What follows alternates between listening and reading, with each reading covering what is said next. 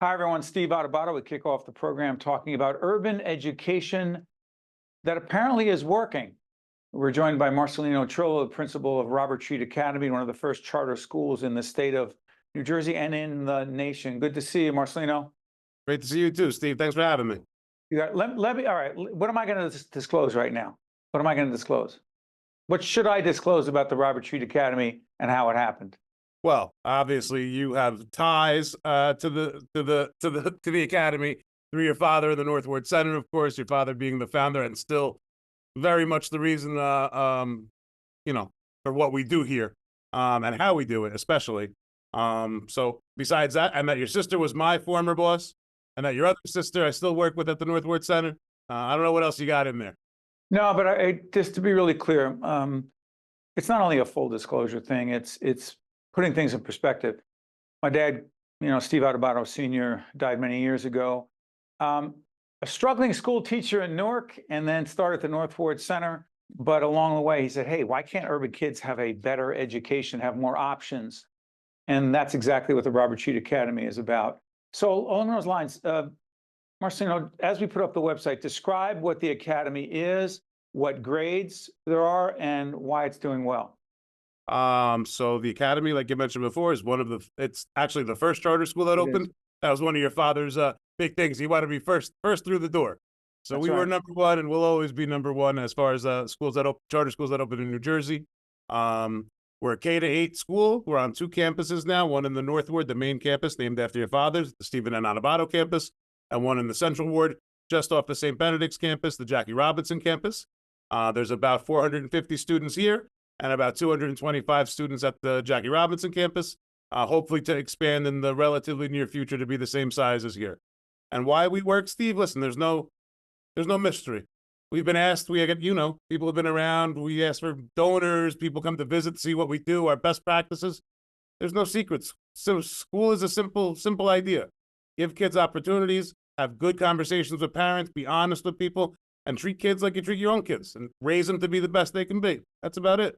But the standards are so high at the Robert Treat Academy. And again, it is incredibly challenging. This urban education series we're doing tries to look at different things that appear to be working in urban schools. But one of the things I know about Robert Treat, only because connected to my family and I've been around it for a long time, is that the preparation that students get for standardized tests and just frankly doing well is intense.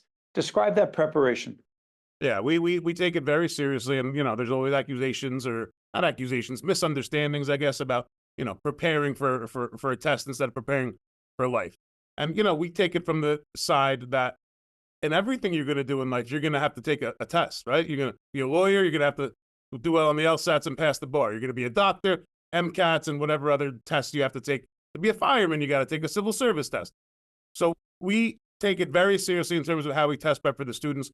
We don't take away from the regular curriculum much, but we do have an 11-month school year, which gives us an extra month to get more education into them. And then from Columbus Day weekend till about state testing, we have Saturday classes for 3 hours a day for 3rd through 8th graders, where we focus specifically on test prep for math and English.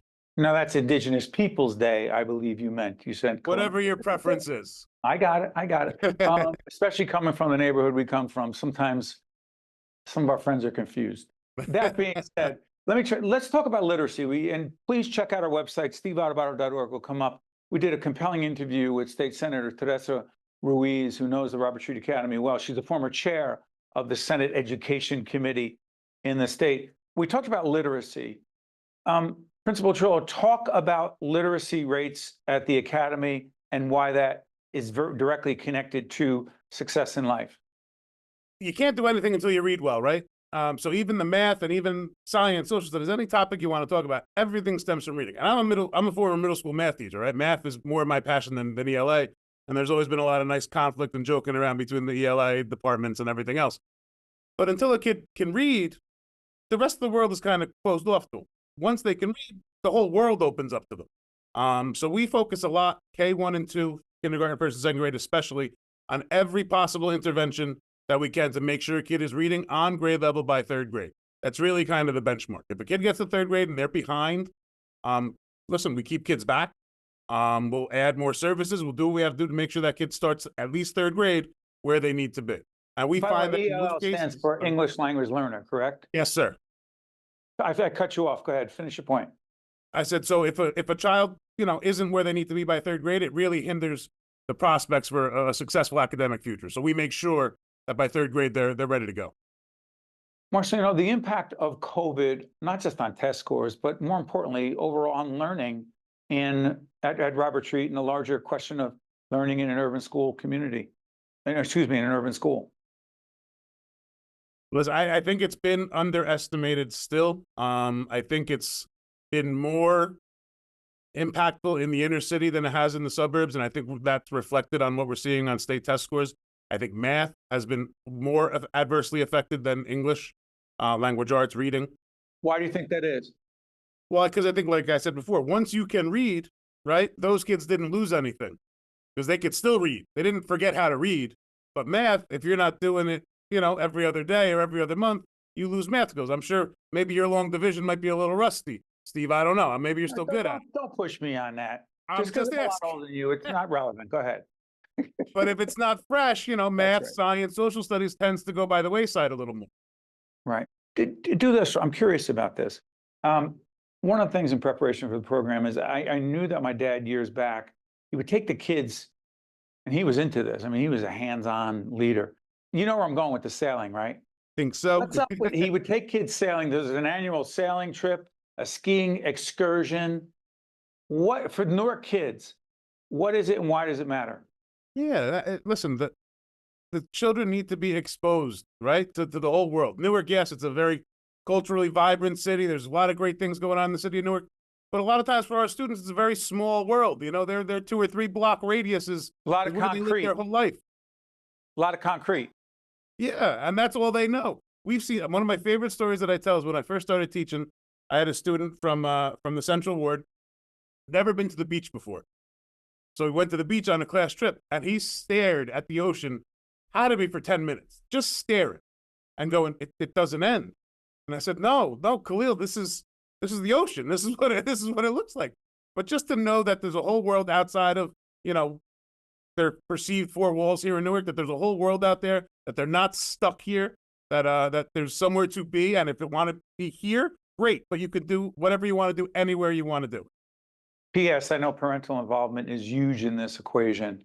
Marcelino Trillo, principal of the Robert Treat Academy, the first charter school founded in the state of New Jersey, one of the first in the country. And this is part of our series, Urban Education That Works. Principal Trillo, A+, job well done. My father would not have given you an A because he didn't give out A's. He doesn't give A's, yeah. You wouldn't have gotten an A either, I know that. Trust me, I never did either. Thank you, my friend. We'll see you soon. All the best. All right.